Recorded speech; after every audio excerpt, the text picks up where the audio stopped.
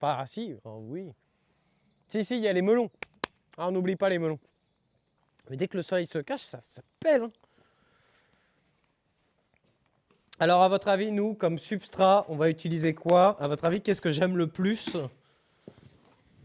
Après les vers de terre, c'est la devise de cette chaîne. On aime le...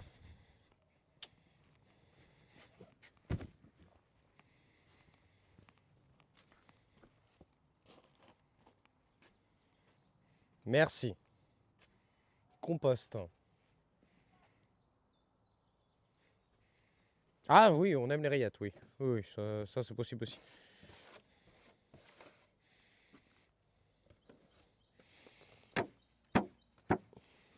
Le compost. Donc, nous, on va faire un mélange puzzolane compost. Alors, je pense que j'ai la grosse flemme, par contre, de concasser la puzzolane.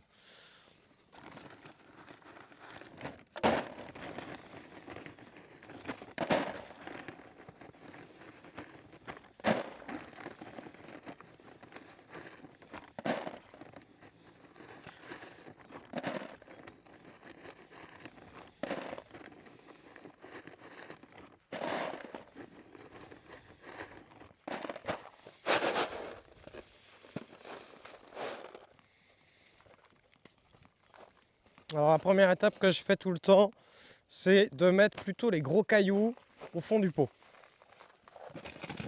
Donc là, j'ai pris de la puzzolane. Dans un premier temps, je vais mettre les gros cailloux plutôt sur le fond. Donc je les trie vite fait. Tu vois, tout ça, c'est du gros caillou. Hop, hop, hop, on les met plutôt au fond.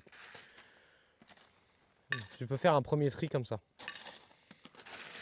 Ensuite, là, je regarde un petit peu ce que j'ai en puzzo. Ok.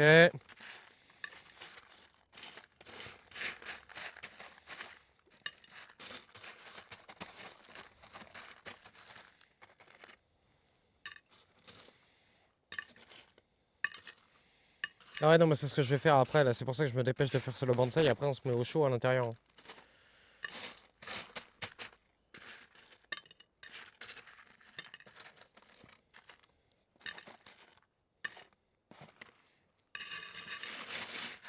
Ok.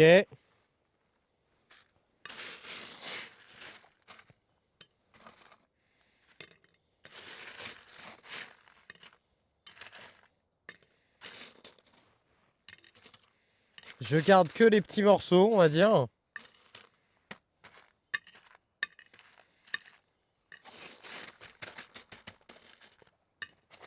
On prend notre compost.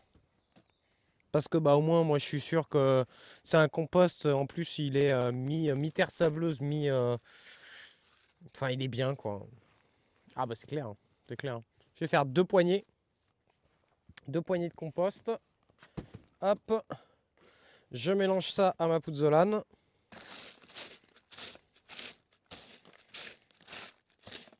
Pour en fait avoir un substrat à la fois drainant mais qui retient l'eau. Et en plus bah, tous les petits nutriments vont pouvoir se mettre dans les différents pores en fait de la puzzolane.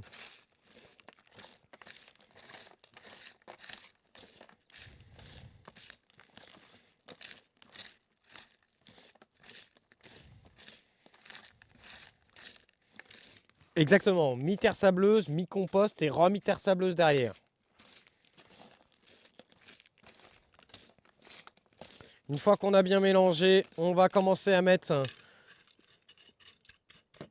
une petite, tu vois, voilà, deux portions, on va mettre, tu vois, on remplit la moitié du pot à peu près, un tout petit peu plus, comme ça.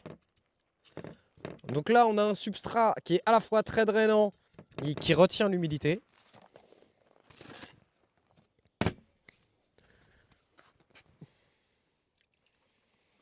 On secoue la tige, enfin on secoue les racines.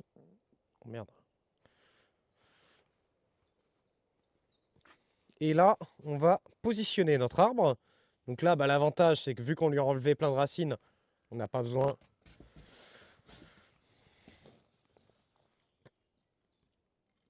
Voilà. Et là c'est l'étape où justement, il va commencer à falloir réfléchir comment positionner le bonsaï, etc., etc. Donc là, il part beaucoup en arrière. Attention, parce que si on le relève un peu